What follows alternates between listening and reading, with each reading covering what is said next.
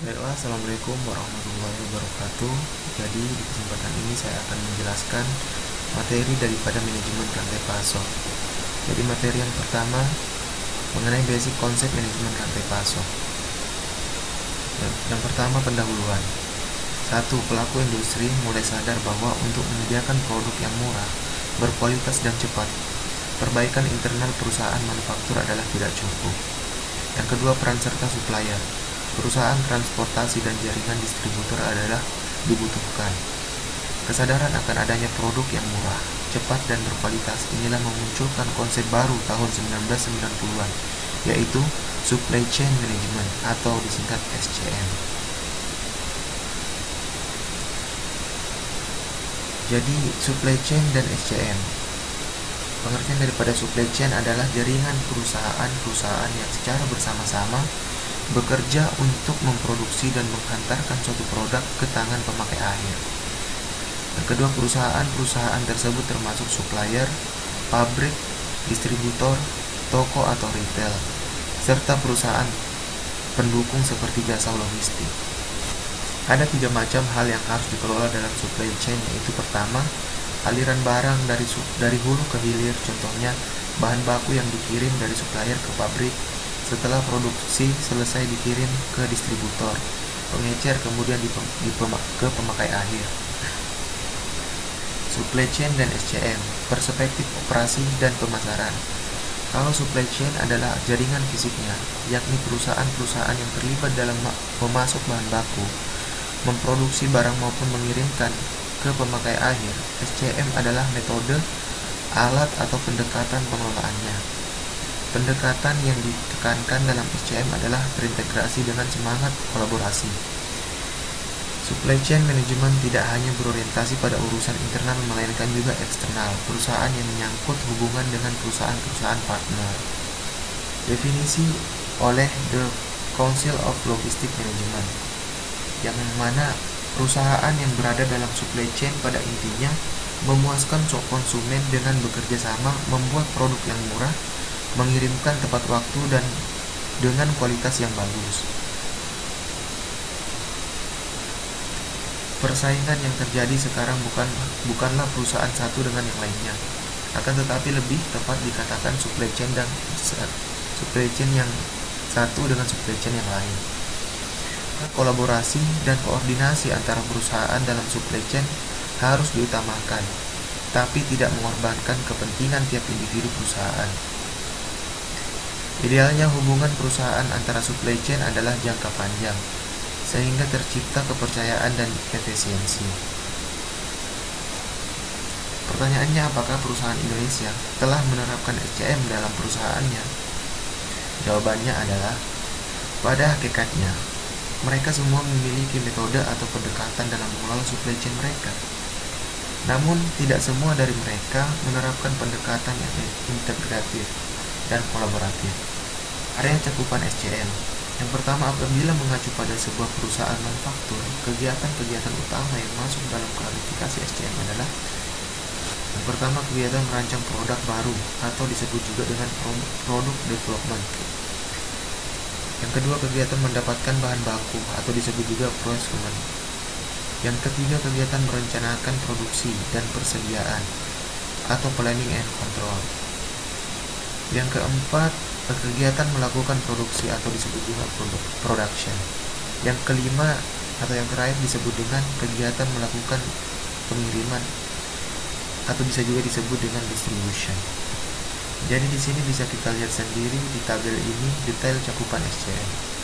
Terdiri dari 5 bagian, yaitu bagian yang pertama, pengembangan produk.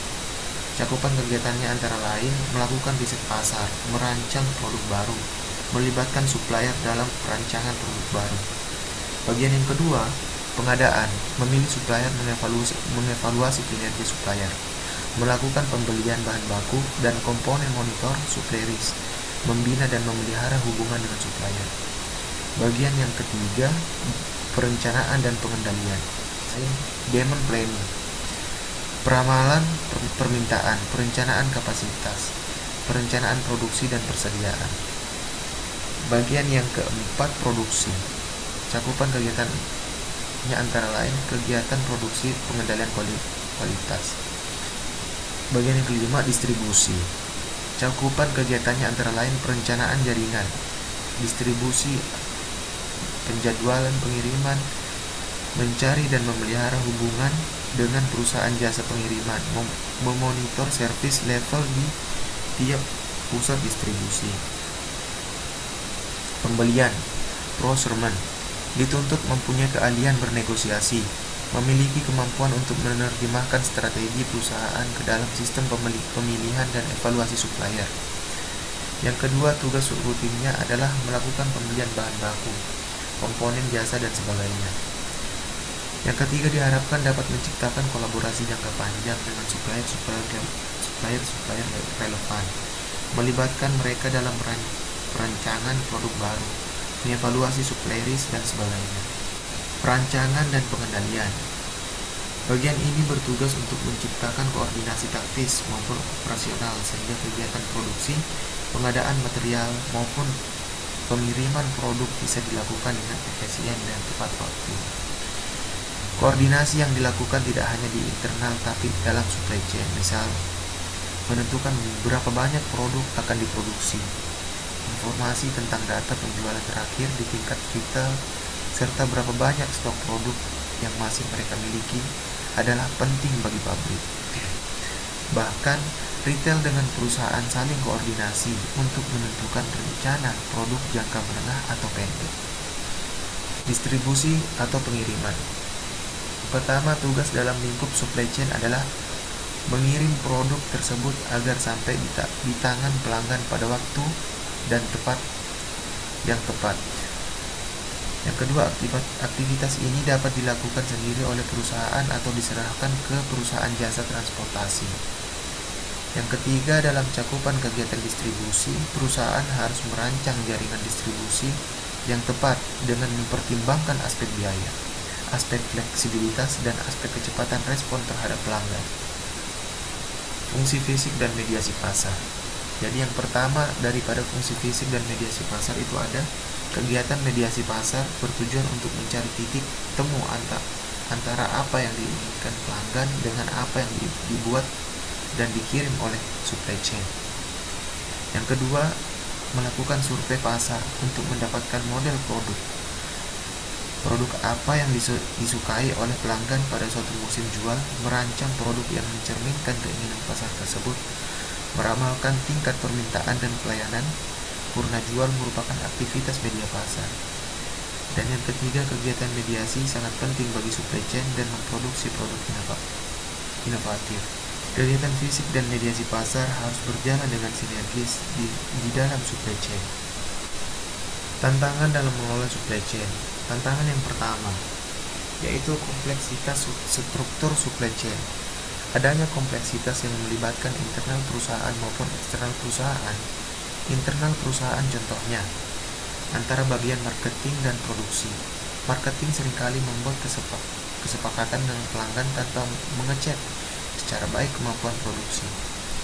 Perubahan jadwal produksi secara tiba-tiba karena marketing menyepakati perubahan order dengan pelanggan. Di sisi lain, bagian produksi sering resisten dengan perubahan mendadak. Dengan eksternal misalnya antara supplier yang menginginkan pemesanan produknya jauh-jauh hari sebelum waktu pengiriman dan sedapat mungkin pesanan tidak berubah. Supplier juga menginginkan pengiriman segera setelah produksinya selesai.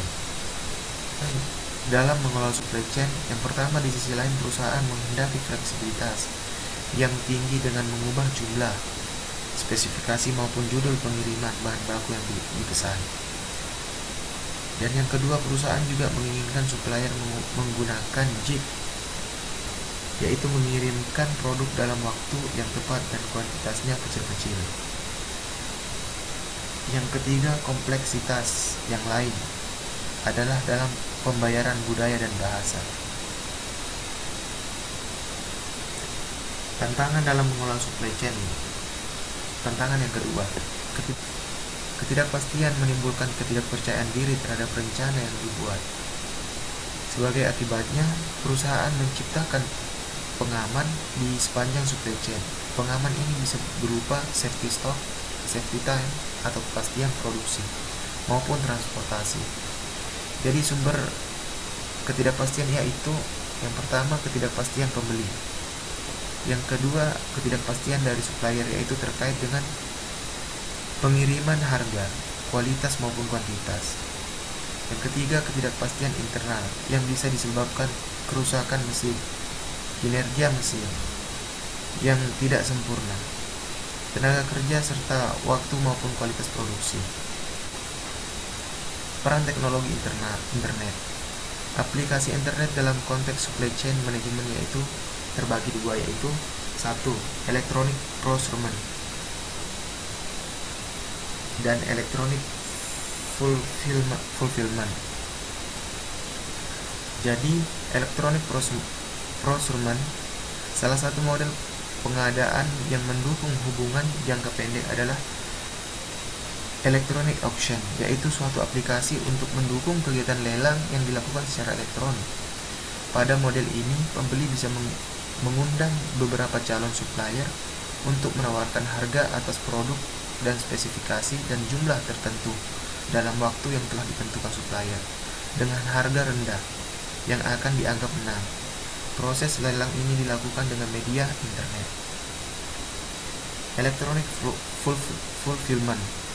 Jadi pada electronic fulfillment itu adalah pemenuhan pesanan pelanggan. Menerima order dari pelanggan bisa melalui email atau web-based ordering. Mengelola transaksi, manajemen gudang yang meliputi pengendalian persediaan produk dan kegiatan administrasi gudang secara umum. Komunikasi dengan pelanggan untuk memberikan informasi status pesanan, dukungan teknis dan sebagainya. Kegiatan reservasi logistik yang berupa pengembalian produk ke bagian supply chain akibat pengembalian dari pelanggan. Untuk materi yang kedua tentang distribution network design atau disebut juga dengan desain lokasi distributor. Pentingnya lokasi. Salah satu keputusan yang paling penting yang dibuat oleh perusahaan adalah di mana akan menempatkan kegiatan operasional mereka. Maka dari itu keputusan yang harus diambil selanjutnya oleh manajer operasional adalah strategi lokasi. Pilihan-pilihan yang ada dalam lokasi meliputi ada 3 bagian, yaitu yang pertama tidak pindah tetapi meluaskan fasilitas yang ada, dan yang kedua mempertahankan lokasi yang sekarang selagi menambah fasilitas lain di tempat lain, dan pilihan yang ketiga menutup fasilitas yang ada dan pindah ke lokasi lain. Faktor-faktor yang mempengaruhi lokasi. Secara umum perusahaan dalam melaksanakan strategi lokasi mempertimbangkan hal-hal sebagai berikut. Ada 7 pertimbangan. Yang pertama yaitu produktivitas tenaga kerja. Pertimbangan yang kedua yaitu nilai tukar dan resiko mata uang. Pertimbangan yang ketiga yaitu biaya. Yang keempat sikap. Yang kelima kedekatan dengan pasar. Dan pertimbangan yang keenam kedekatan dengan supplier. Dan pertimbangan yang ketujuh dan yaitu kedekatan dengan pesaing atau clustering. Metode penentuan lokasi. Lokasi factor rating adalah sebuah metode penentuan lokasi yang mementingkan adanya objektivitas dalam proses mengenali biaya yang sulit untuk dievaluasi. Faktor yang dipertimbangkan faktor baik yang kualitatif maupun kuantitatif. Dianalisis dengan cara menguantifikasir semua faktor. Langkah-langkah yang perlu dilakukan dalam location factor rating. Yang pertama yaitu membuat daftar faktor yang berhubungan yang sering disebut faktor kunci sukses atau juga disebut dengan critical success factor. Yang kedua, buat pembobotan atau untuk setiap faktor yang telah ditetapkan pada langkah yang pertama. Yang besar kecilnya tergantung signifikasinya bagi perusahaan. Yang ketiga, buat skala penilaian untuk setiap faktor, contoh 1 sampai dengan 10 atau dengan 1 sampai dengan 100. Yang keempat, menetapkan berapa alternatif lokasi yang dinominasikan. Langkah-langkah yang perlu dilakukan dalam location factor rating. Yang kelima, beri penilaian untuk setiap alternatif lokasi pada setiap faktor dengan menggunakan skala penilaian pada langkah ketiga.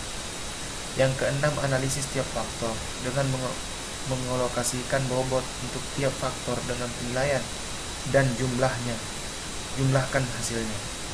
Yang ketujuh, berikan rekomendasi berdasarkan nilai poin maksimal sesuai hasil yang didapatkan pada langkah keenam.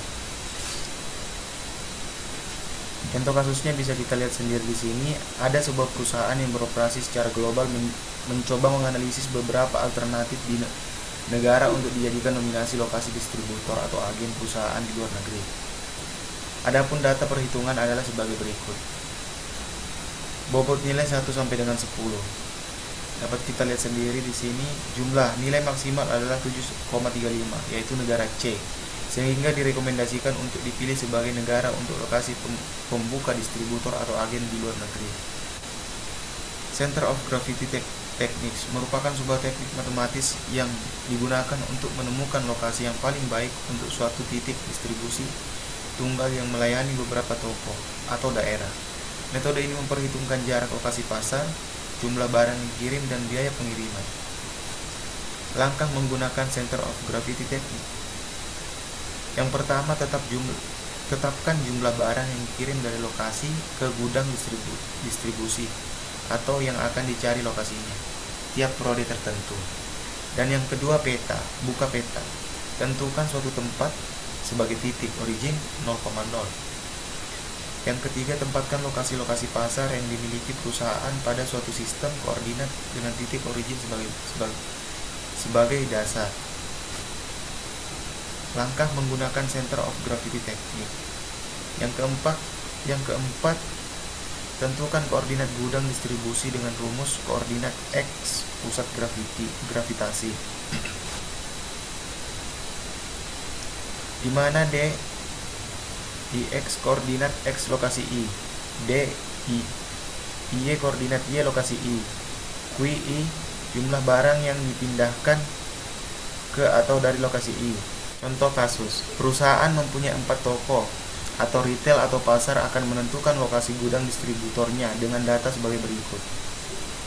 Toko D 30,120 koordinatnya, jumlah barang yang dikirim per periode 2000 unit. Toko E koordinatnya 90,110, jumlah barang yang dikirim per periode 1000 unit. Toko F 130,130, jumlah barang yang dikirim per periode 1000 unit. Toko G koordinatnya 60,40, jumlah barang yang dikirim per periode 2000 unit.